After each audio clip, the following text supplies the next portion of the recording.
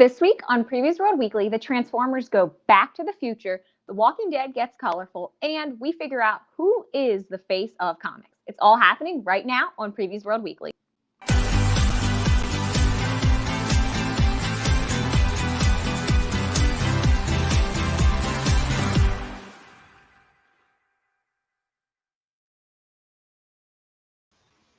What's up, Previews World? It's Wednesday. It's New Comic Book Day, which means it's time for Previews World Weekly. I'm one of your hosts, Troy Jeffrey Allen. I'm your other host, Ashton Greenwood.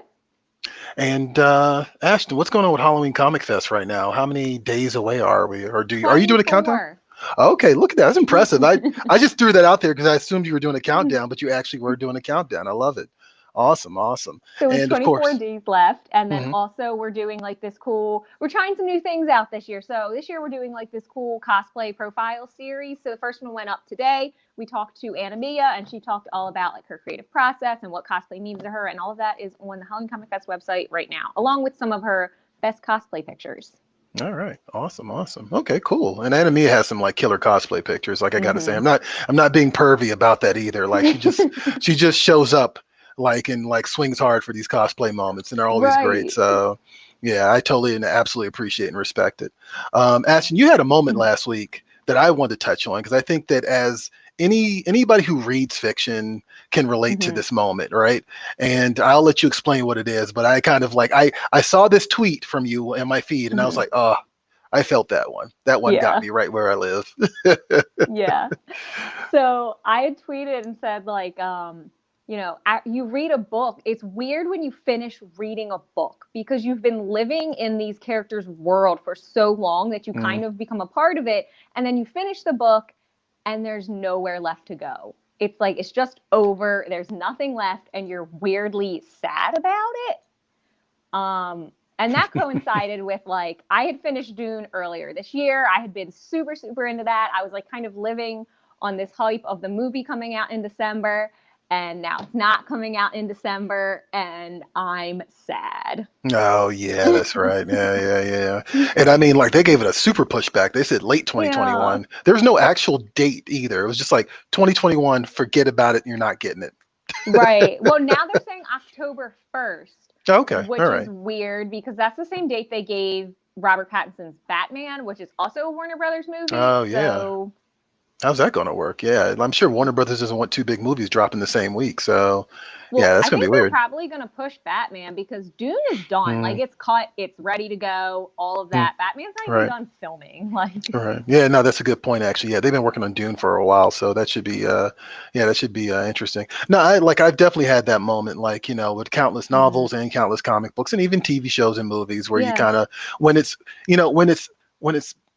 okay, you just kind of are happy to let it go. But when it's good, like, you know, when it's actually really good, you're kind of like, damn, okay, I got to take this feeling with me into the next thing. You know what I mean? So it's weird though, because it's like you kind of carry that feeling around with you for like a couple days after you finished the book. You're just kind of like, what do I do now? Yeah. No, yeah, I totally understand it. Like, I know, like, I'm looking at some of the books like sitting in front of me right now. Two of them are Grant Morrison books, and Grant Morrison has that tendency, like, he just kind of really digs into these characters, makes you understand what you love about them. It could be superhero characters or it could be original characters he's created, but make you understand what you love about the genre that they're in. And then you get to the end of it, and you're just sort of like, man. Like you had an experience. I'm not going to say you almost had an experience. You had an experience. Absolutely. And then like you kind of just end up like taking that with you for the next couple of days. And like, I love that you said that because like I think that's a moment that needed to be shared with our audience because I'm sure everybody's felt that, but also just something I could definitely relate to. Johnny pointed out something to me this week. Of course, this is the part where we say things we saw this past week. Oh, what is this? 2021, the year all my money is gone with all the movies that I want to see coming out. Thank you, Tony. Yeah, I agree with you on that. It's going to be a crowded year. I don't know how. It's going to be interesting. I think we're going to see a lot more of the chess pieces of movie studios getting moved around before 2021 arrives, and by the end of 2021, I think a lot of the tentative dates are just going to be changed. Same thing with comic books too. I think we're going to see we're already seeing a lot of shifts and things getting pushed around a bit. So we'll see. So yeah, this is the portion, of course, of the show that we talk about things we saw last week, and Ashton just mentioned Ashton's tweet that got me in the feels. But Johnny pointed out something to me that I thought was actually pretty cool. There's this Magneto mural, and in Lawrenceville, it's in the Lawrenceville neighborhood in Pittsburgh. And firstly, I want to point out the irony, right? And also irony, haha, of a Magneto mural in a town known for its steel, right? But it's from an artist by the name of Jeremy Rayner, not Jeremy Renner, Jeremy Rayner, and basically it was put together so that they can, like, the mural was put there so they could combat the graffiti that was going up on that wall constantly. And they, like, they put it up and then the graffiti would go up and they take it down, and go up and then take it down. Then Rayner was like, hey, how about I put something up there that's like, ideal for this situation, and then people won't draw over it, because I guess there's like a unspoken thing for graffiti artists. You don't do graffiti art over other people's graffiti art. But I thought it was also funny that here's like, I mean, they call it a mural, but it is graffiti, and they use graffiti to combat graffiti, which I thought was pretty hilarious. And I'm actually curious, if you're in Pittsburgh, is it still up? Is it still there? Because like we saw this past week for the first time, but the article that I read about it said it went up in like 2017 or something like that. So yeah, let us know if you're in Pittsburgh and you're familiar with this, and you're in the Lawrenceville neighborhood or near the Lawrenceville neighborhood. Let us know if this is still up, because that's actually pretty cool. Also, I got to give a shout out to all the people who participated in Inktober thus far. Ooh, yes. Because we're doing an Inktober prompt on our Instagram, our Twitter, and our Facebook. It seems to be the majority of the people are tagging us on Instagram, but we've gotten some really cool art that's just been getting thrown at us the last couple of days, and I just want to spotlight it. And we're going to continue doing this throughout the month because Inktober is all month long. And yeah, some cool stuff from Mount Ole. Cool. I want to say Ole. Mount Ole. I want to say it's French. I couldn't tell you though. There's a cool one. We did one for Funko, and someone did a Funko Spawn, which I thought was actually pretty amusing. And then Speedsters, which, you know what? When I wrote the prompt Speedster, I was thinking of the Flash, but yes, Wile E. Coyote and the Roadrunner definitely counts as well. Absolutely. So, and this one I absolutely love. This is Evie Glenn. And he did one of the prompts was Lovecraft, and so he did H.P. Lovecraft, like opened up one of his books, and like, the tentacle monsters, like, probably Cthulhu is crawling out of it. So yeah, I thought I love that. I think that's so good. And I'm also impressed with how quickly he did that, because I kind of got the prompt up at the last minute. I'm not going to lie. Whoops. Yeah, but like, yeah, I'm surprised how quickly he did that and how good it looks. So shout out to you, Evie Glenn. And yeah, keep them rolling, guys. Yeah, Natasha. Oh, hey, what's up, Natasha? Natasha, hey. We're gonna talk about you later in the show. Just you wait. We got some words for you. We're gonna talk trash. We're not going to talk trash. Actually, I'm not going to spoil it. Let her think whatever it is that what's going to happen is going to go wayward. Anyway, it's time for new comics this week. Let us know what you guys are reading. Drop it in the comments below. Play along. Go to PREVIEWSworld.com/new releases if you haven't gone to your local comic shop yet and you haven't picked up your books. And Ash and I are going to give our suggestions, and then we're going to feature some of the big ticket items that are available at your local comic shop today. Check it out.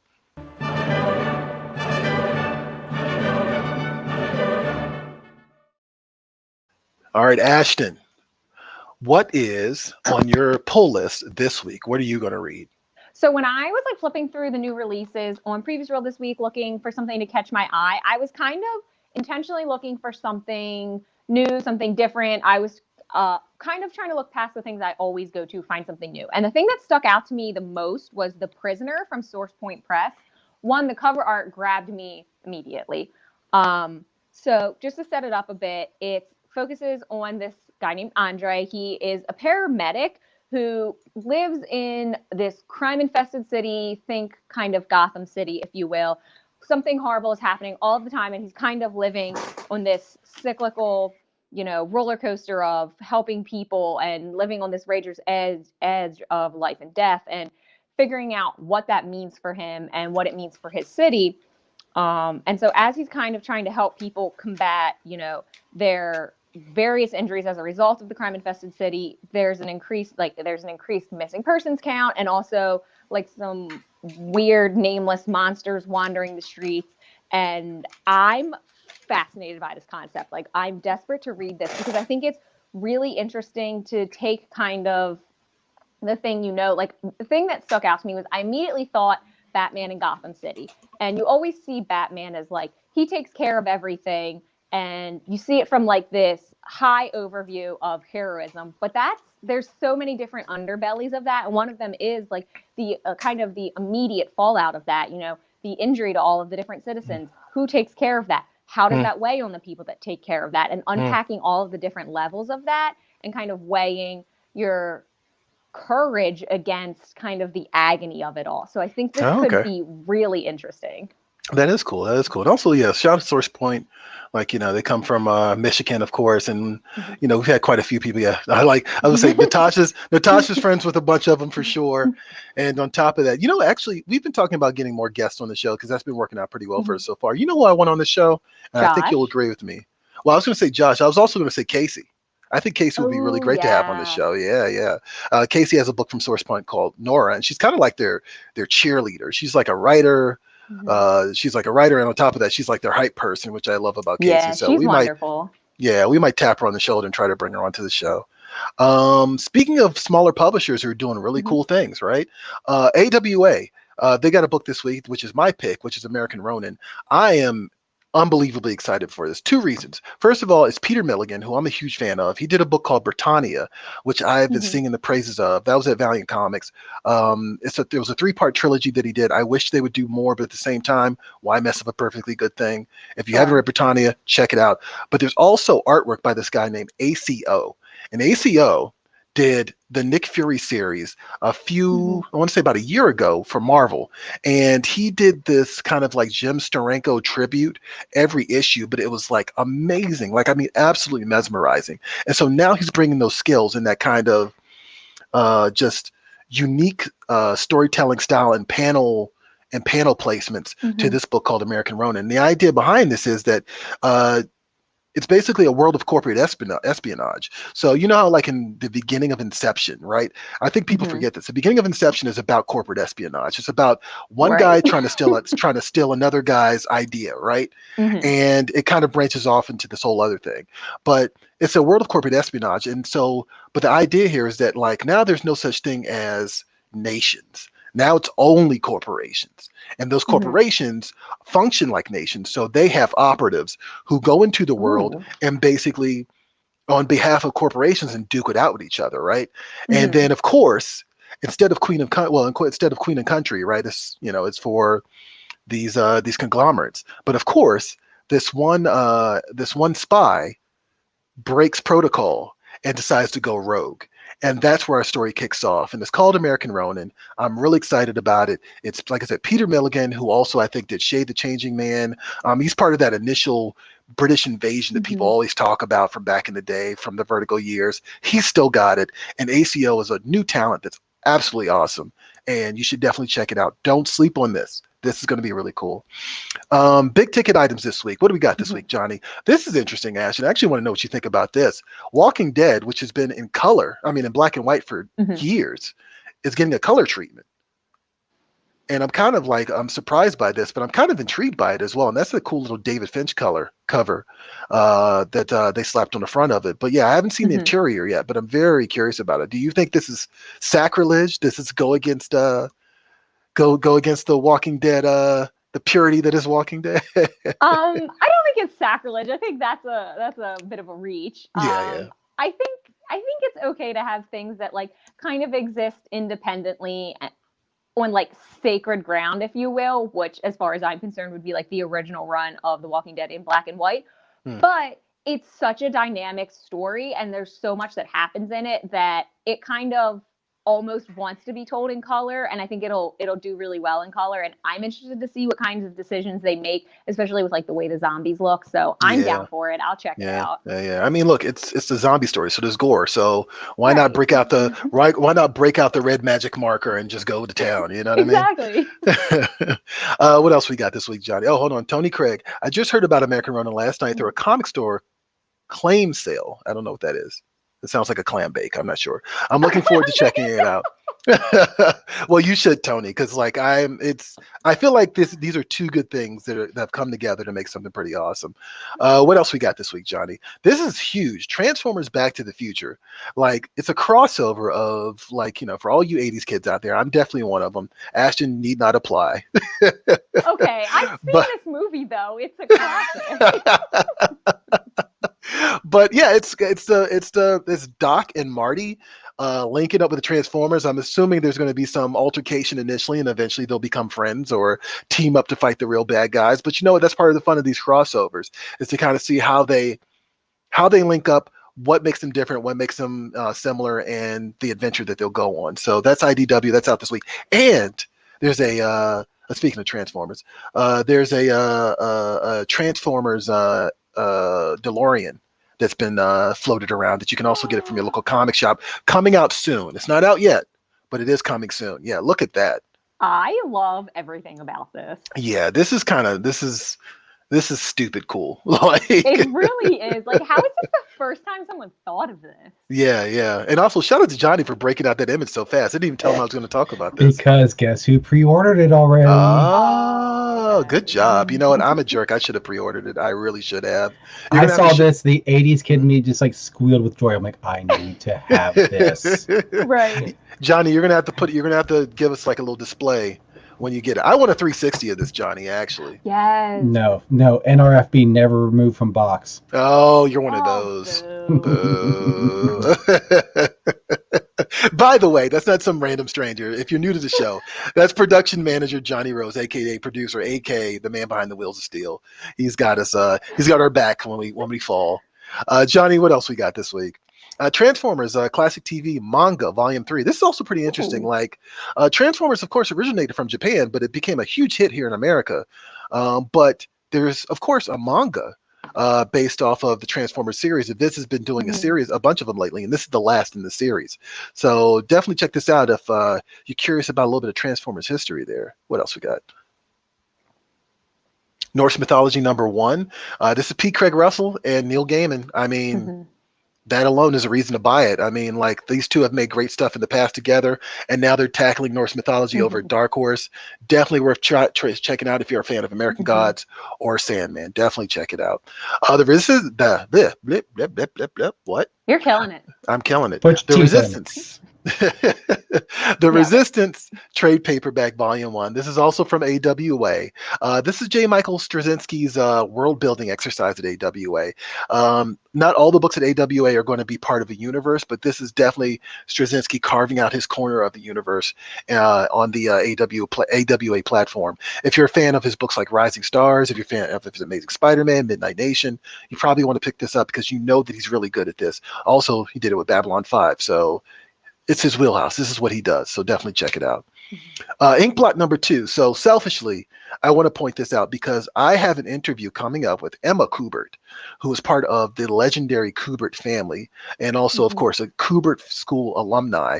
If you're not familiar with the Kubert School or the Kuberts, Joe Kubert, Andy Kubert, Adam Kubert, there's like 3 generations and now 4 generations of comic book artists who have made their mark on the industry. And now Emma is the latest, and she's got this creator-owned series with Image Comics, and we're going to do an interview where she breaks down the cover of Inkblot. So definitely keep an eye on that on PREVIEWSworld.com. What else we got? Star Wars #7. This is actually pretty interesting. I had no idea that there was a female version of Tarkin rolling around the Star Wars books right now. Yeah, and she's apparently a badass, and I love that face-off that we're getting on that cover between her and Leia. So I know a lot of people love the Slave Leia costume, but me personally, I'm a big fan of the Hoth costume Leia. I just think she always looked cool, kind of looked like a pimp, which I loved about that. So okay, I respect that. She's dressed in all white. I loved it. What else we got? Okay, and this one is kind of amusing. I thought this was pretty funny. So yeah, Bruce the Shark. If you know anything about Jaws lore, Bruce was the name of the shark behind the scenes of the movie Jaws. And so Factory Entertainment has released a 12-inch plush of Bruce for your enjoyment. And you know what? Some people say, and they're wrong, that Jaws is not a horror movie. It's definitely a horror movie. And it's Why just would it here. not be a horror movie? It's a horror movie. Some horror fans don't consider it a horror movie. I think it's because of Steven Spielberg. All right, whatever. But look, it's here in time for Halloween. So definitely torment your coworkers, and by coworkers I mean the people you live with, because everybody's working from home. Troy, you don't know what you're talking about. It's a cautionary nature film. I mean, it's also that. I mean, that too. Yeah. And not to jump in, because I'm not one to interrupt the show at all. I'm not one to interrupt the show. Interrupt show. Do you know how the name Bruce came about? No, what's the story behind this, Johnny? If I remember correctly, it was Spielberg's lawyer. That's right. Actually, I did remember that. That's right. He named the shark after his lawyer. You're absolutely right about that. I love it. Okay. Yeah. Good. What was that? Johnny was. All Okay, right. bye, Johnny. All I'm right. sure that's okay. You'll see more of Johnny later in the show, I'm sure. But yeah, so that's just some of the items that are available at your local comic shop this week. Definitely check them out at your local shop. What? I guess we're going to jump into a little trailer now. So this week's trailer is actually a book called Devil's Dominion. And when we come back, I'll talk a little bit more about it. Check it out.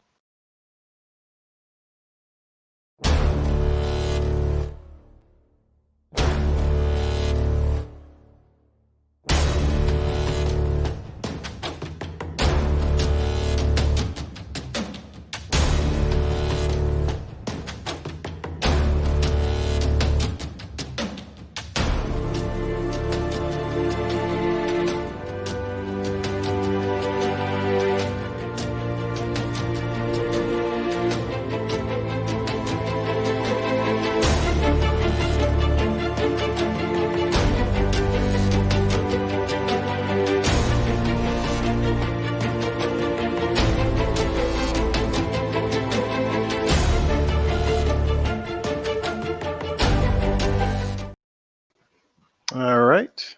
And that is, sorry, I was sending an email. That was Devil's Dominion from Black Box Comics. I actually did an interview with Brian Hawkins, who is the writer on that book. It's Brian Hawkins and Raphael Forte from Aspen Comics who have come together to do this this horror series about like basically a demon hunter. She makes a deal with the devil, and then she decides, you know what, I'm not going to uphold my end of the bargain, which is always a bad idea, but it makes for great stories. So definitely check that out. It's Devil's Dominion. It's available to pre-order right now at your local comic shop because it's in the new catalog, which is also out right now and available at your local comic shop as well. Did we lose Ashton for a second? What happened there? He just reappeared. I don't think something happened. Okay, that's fair. That's all right. I mean, you arrived just in time, so it's all right. Because guess what? It's Social Swamp time. It's time to yell about our opinions. It's time to yell about our opinions. I think this is the part that people like the most because they get to yell at their opinions at us, and then we get to yell back at them. And I love it because we always get the last word, so it's perfect. Right. So here we go, guys. Social Swamp.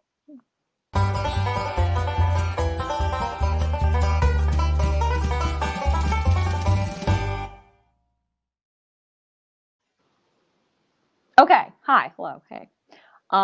We asked you guys to tell us who you thought is the Goodwill ambassador of comics. So no fictional characters, no comic book characters, any of that jazz. Living, real people that hold comic books to a high standard. So let's see what you said. Kenshi said, I mean, how is that role not already filled by Gail Simone at this point? I think that's an interesting point. I know some people will hate that answer, but at the same time, I think, yeah, Gail Simone, she comes through a lot on Twitter and tries to rally the troops around comics. Mm-hmm. So I totally understand that. John Lee says Todd McFarlane is the obvious choice here. Outspoken, he's a great pitchman, and he's an undeniable talent to back up his bluster. He's been a brand unto himself since the late 80s. Again, I say he's a no-brainer choice. Yeah, respect it. Mike says Kevin Smith and Jason Mewes. I mean, hey, they're a combo. You got to bring them both together. Krishan says, I'm going to have to say Greg Capullo, brilliant artist and really just a nice guy. Always looked forward to seeing him at Fan Expo in the before days. That's creepy. I love it, but you know what? But I mean, is it not accurate? No, it is. Frank says comic shop owners who figured out how to safely get people their comics during the pandemic. Love that. And that's weird. Okay. I love you, Natasha. That picture startled me. Jerry said Cannon Doll X, aka our very own Natasha. Right. And then God bless him because he linked to her playlist on or her profile page on Facebook too on top of that. She is a treasure. You know what? Did you say that about yourself? I mean, did you say that about herself? You know, I'm sorry. In all honesty, she said that about Gail Simone, but I thought it was funnier if I put it in there by herself. Johnny. Yes, absolutely. You know what? I'm grateful for all of you. So yes, I'm gonna give OMG, what? Yeah, Natasha, you got a little shine there. You got yeah, done dirty a little bit right there. yeah, but then Johnny also kind of like misdirected us, but it's okay. It's all right. You deserve a pat on the back, Natasha. Thank you very much. Also, welcome back, Natasha, because she hasn't been doing videos for us for a while. So Right. Johnny's back. You're back. No, regarding Natasha, we have all met Natasha. Natasha, I love you so much. I'm glad that you're doing well, and I just want to let people know that Natasha is going to be coming back into the studio tomorrow to pick back up with doing our Talking Toys segment. So I'm excited to have Natasha back in the studio. She's always been a positive energy, fun person to work with. Natasha, I know you're watching, so thank you for everything you do, and I'm excited to get back in the studio with you. Absolutely. Yeah. Johnny out. You'll be back. Also, anyway, yes, thank you, Natasha, as always. So Ashton, well, actually, I wanted to preface this and I didn't do that, but like, a lot of people before Stan Lee passed away, a lot of people considered him the Goodwill ambassador of comics. Like, like a lot of people looked at him as the comic book guy, and he kind of put himself in that position for several decades to earn that spot. And all you Jack Kirby people, calm down. I know you don't love Stan Lee, but look, it's just a fact. Like, he's at the forefront. He was at the forefront of the industry for a lot of reasons, So after he passed away, it kind of left a void. Like, it left a huge void. And I remember immediately thinking after he passed away, like, man, who's going to fill that spot? And it's been, I want to say, about 2 years since he's passed away. And someone had brought it up on social media, so I kind of ganked their question and put it on the show. So I'm curious what your answer is. What is I was about to call you Natasha. What is your answer, Ashton, for Goodwill ambassador of comics? Yeah, it's interesting because I want to come back to this later on maybe like a more mainstream level. There might be a different answer here, and there might be a different way to approach it when you talk about like targeting people that aren't necessarily comic book fans, which is what they were able to do by putting Stan Lee in all of the Marvel films in a cameo role. So there might be a different answer here, or a larger answer in that regard.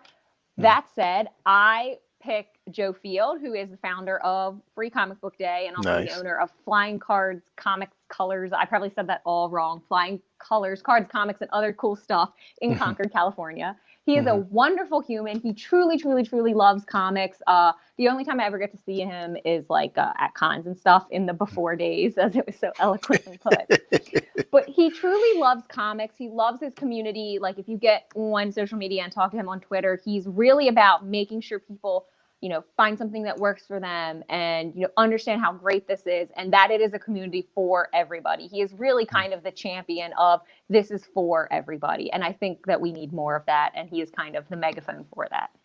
No, absolutely. No, and I think that's a great choice, actually. And also, you are the Free Comic Book Day person, so it makes a lot of sense. There you go. I mean, he gave us Free Comic Book Day. Like, that's kind of the whole thing. So, like, yeah, I mean, we're all kind of indebted to him in that regard. He came up with the concept. And so are a lot of stores, because they celebrate it every single year, and it brings in new readership every single year. I'm going to pick somebody. I feel like, comics is kind of weird, right? Like, it's a microcosm of the entertainment world, right? Yeah.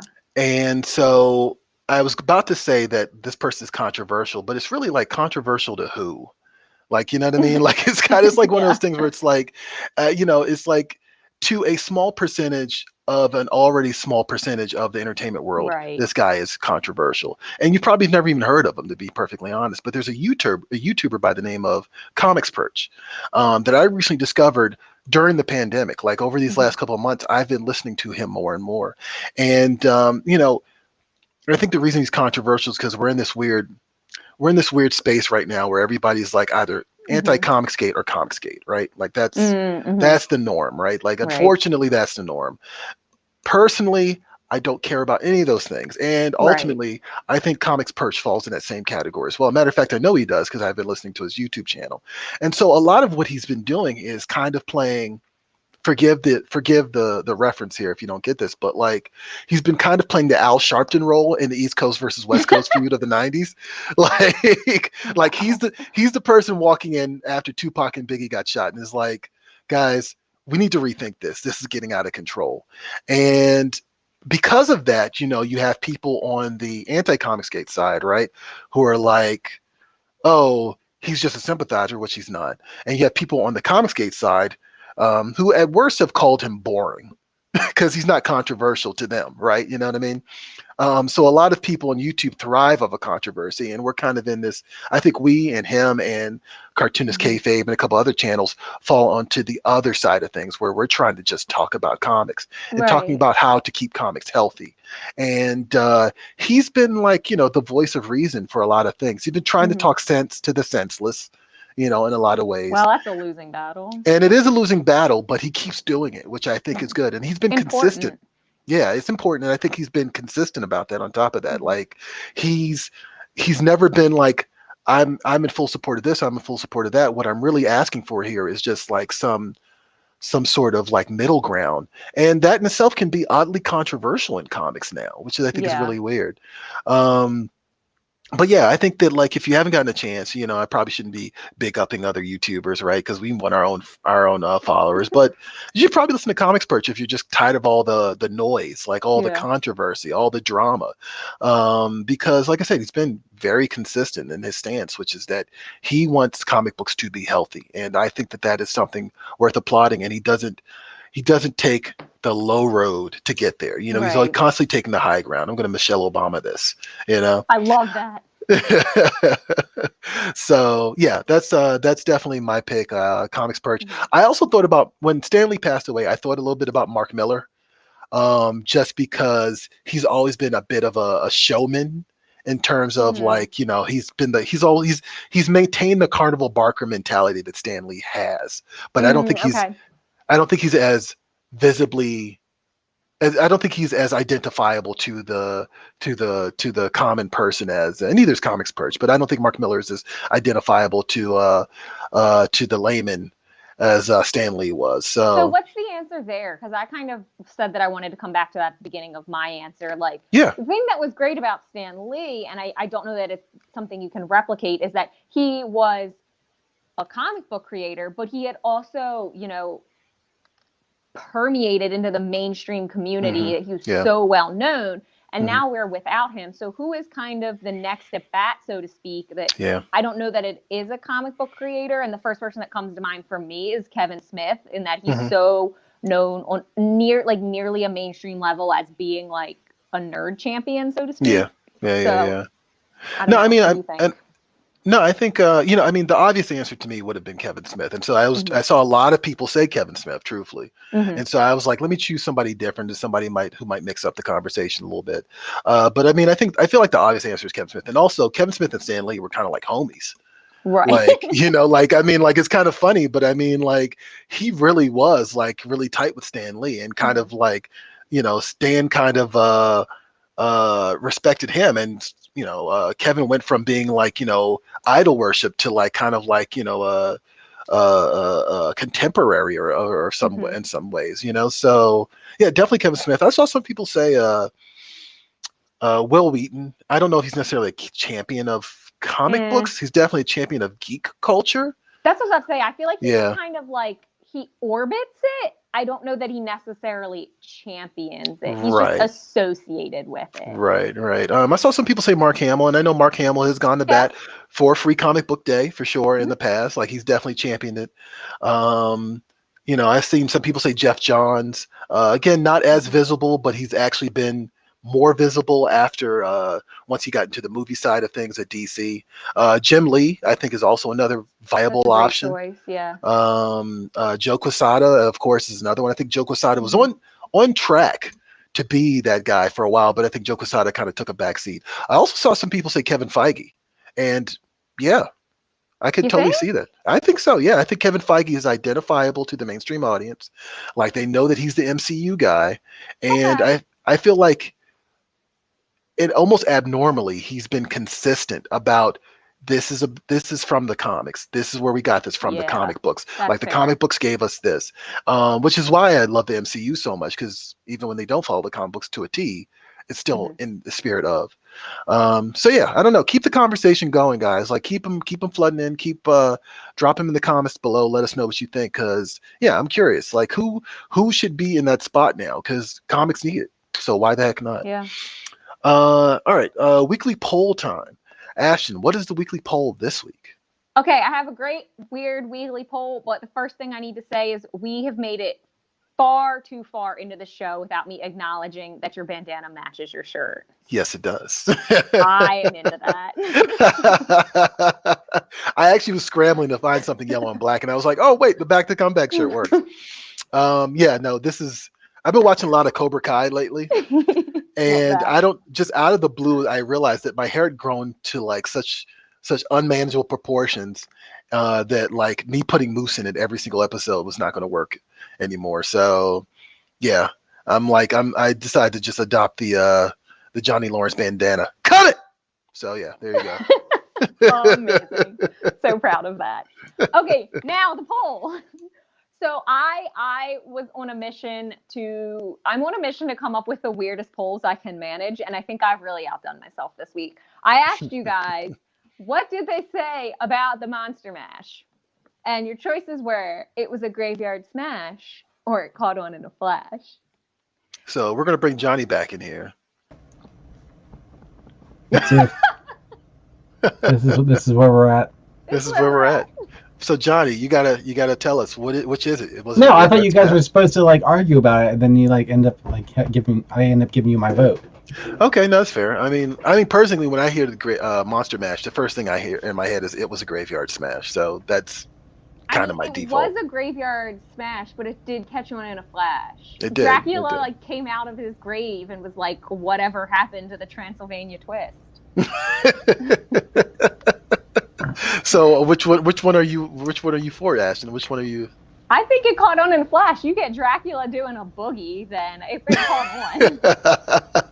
I guess it's important that it does catch on as well. This is also true. Here's the question. Here's the question though, because sequentially in the song they said they did the mash, they did the monster mash, they did the mash. It was a graveyard smash. Mm-hmm. Right. Then followed up by it caught on in a flash.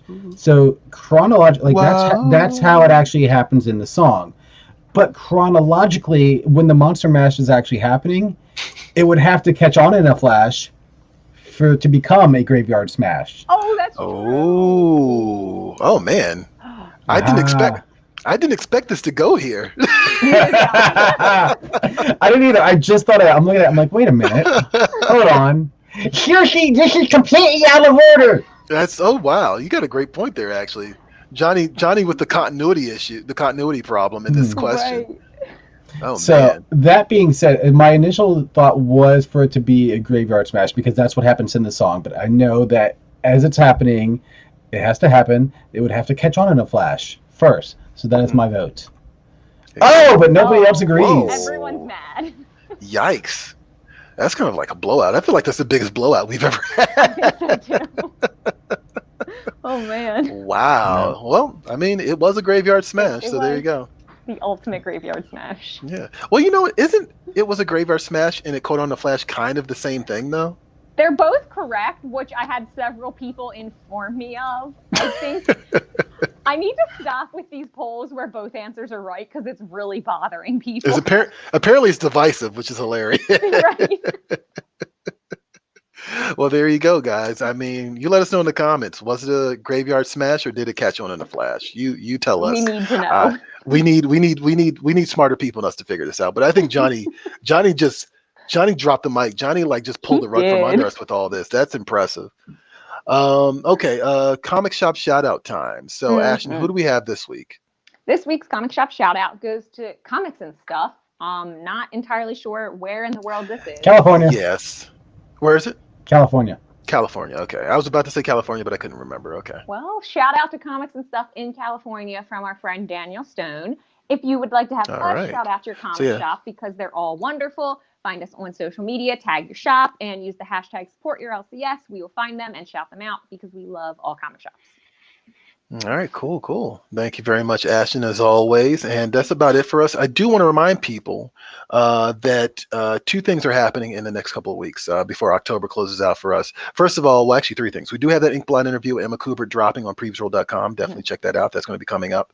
On top of that, I'm excited for the next episode of the panel because I get to subject Anna-Mia and Ruth Ann Thompson and a third other guest. Ashton's not going to join us for this, but I get to subject them to a Garth Ennis book, which is going to be hilarious because I'll be honest with you, there are some Garth Ennis books even I can't read. So We're gonna see, because we're talking about a walk through hell, and it's already been called like the most disturbing thing ever. Yeah, And Ruth Ann sat Mhm. on the show a couple weeks back and said like it terrified her. She would like read it during the day. Yeah, that's impressive. It's very impressive. So the bar is set very high, and like I kind of feel like my threshold for disturbing is pretty high because I watch a lot of like god awful B movie weirdo horror stuff, and Korean cinema, Korean horror as well. Oh, But yeah, I'm curious to see, because I don't think I've ever had a comic unsettle me quite that way. If I think about it, maybe I have, but yeah, I'm curious to see what happens. So that's going to be happening later in the month. Matter of fact, that is October 30th, and this is our book club show. So we're going to be asking you guys over in the next couple of weeks as well your opinions about A Walk Through Hell. So definitely keep a lookout for that prompt. Also, I got a Rick Remender interview coming in about another 2 weeks. He's got a book called Scumbag coming from Image Comics. Of course, I'm going to ask him about Deadly Class. I mean, it's me. Come on. Of course, I'm going to ask him about Uncanny X-Force. It's me. Come on. But we're also going to talk about his new series, Scumbag, which is about an illiterate, hobo, loser, jerk who is humanity's only hope. And if you've read any Rick Remender books, this is going to be a lot of fun and absolutely disturbing and ridiculous. And I'm looking forward to finding out more about it. So definitely keep an eye on that. That'll be on YouTube, and that's going to be a video interview. I'm going to get a chance to sit down with him. So that's it for Previews World Weekly. I am one of your hosts, Troy Jeffrey Allen. I am your other host, Ashton Greenwood. And we will see you guys at the Spinner Rack. Catch you next time.